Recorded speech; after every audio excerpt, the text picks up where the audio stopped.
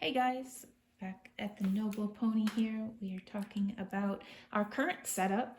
I thought I'd introduce you to our current setup, just a overall view of what we've got here. When we first moved into our place, there was nothing but this barn and a snow fence here that needed to be redone. It was all old and broken down.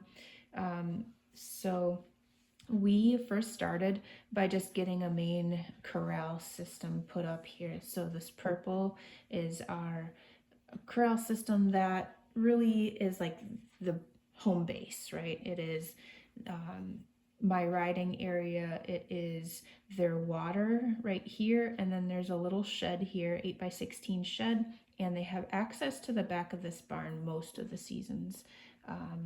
They don't really use the back of the barn much, except for in summer to get out of the flies and the bugs. But it's there if they want it.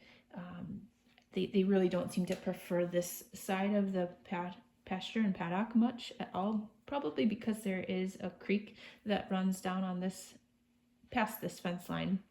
And I would assume that there's a lot of deer and coyotes and predators that move along that area. So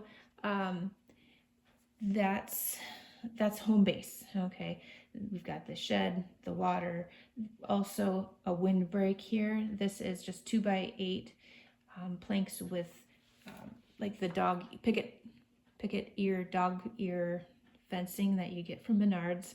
And that's our windbreak. They utilize this most when it's really windy. So this is west and this is north.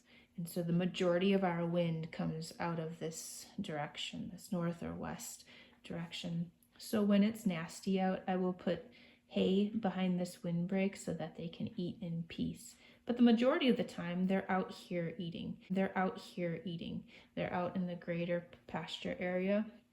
And so summer, I'll feed them out here, May and June specifically, out here in these corners to get them a reason to go out and move.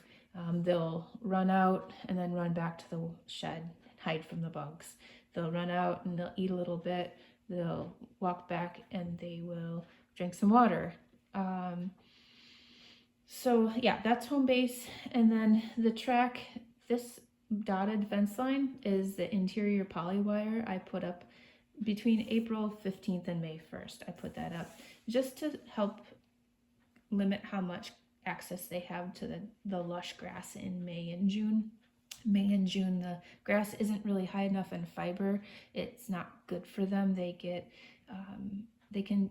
could get laminitic if I let them on all of this grass in May and June. And so I restrict their grass using these laneways in May and June. And then come about July, they can start having access to small portions. So I just make small sections that they can graze. I might even make this smaller and just give them half of it one day for a couple days, and then I might give them this next section for the next couple days, and then I'll rotate them off of that section and put them on a new section here. And this, they might get one day, they might get another day.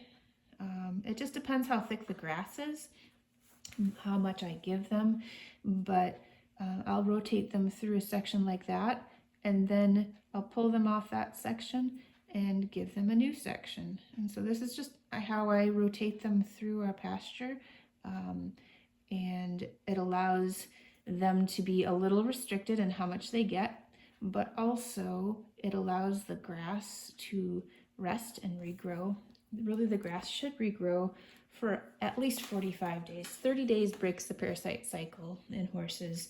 So 45 days is great for that reason, but also the grass needs to get mature enough that it's not getting rebitten before it's fully recovered.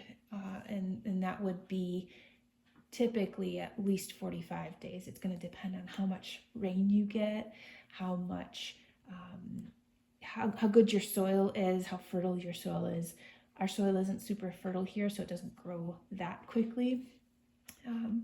But those factors are some other things we can talk about at another time. But this is just an overview of our track system, how I manage things a little bit. So June, July, August, they're really just rotating through this area.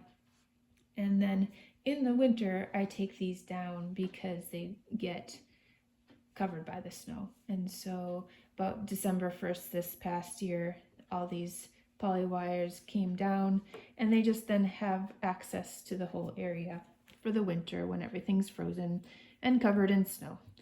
So I hope that's helpful. If you guys have questions on our laneway setup or rotational grazing setup, feel free to ask.